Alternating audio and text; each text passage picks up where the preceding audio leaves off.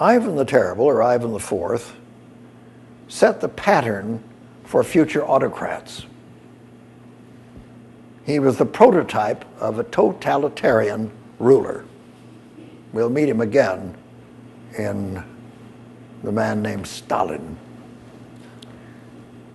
He was an evil, vicious genius. Now, one of the things he had done at the time of his nominating his successor was to make sure that his other, probably now the only friend he had, Boris Godunov, would take care of both his sons, Feodor and Dmitri. And one thing that helped in this is that Ivan's son, Feodor, married Boris Godunov's daughter, linking the Godunov and the Rurik family together.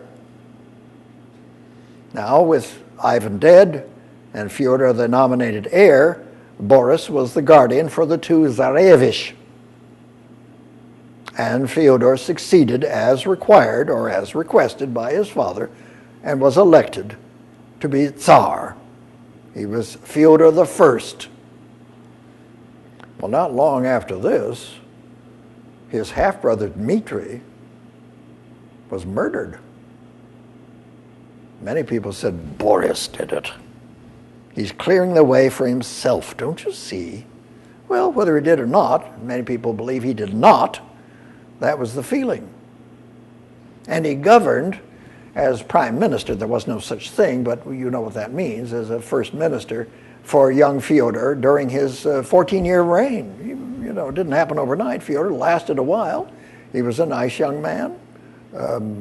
After all, his father-in-law, he liked Boris. So they got along fine for about 14 years. But then Feodor died. Boris, now 41, he was much younger than Ivan the Terrible, was elected Tsar because everybody could see, but you know, the Rurik line had actually run out. And the one thing you don't want in a monarchy is infants, because that means a regency, and regencies are contentious. So better pick a strong man, and that's what Boris was. After all, he had been governing for Feodor for 14 years. It wasn't a disaster. Let's have him.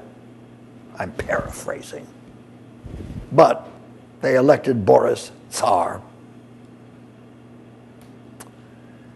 Well, he was, of course, desperate to consolidate his power. There were a lot of agencies in the boyarate, the sober, who didn't like him and called him a usurper, as I say. And there were other contentions, as I'll indicate in a minute. But as a strong man, he was doing what he could to consolidate his position. And one of the first things he did was to exile all the Romanovs he could get his hands on. They were dumped out of Muscovy.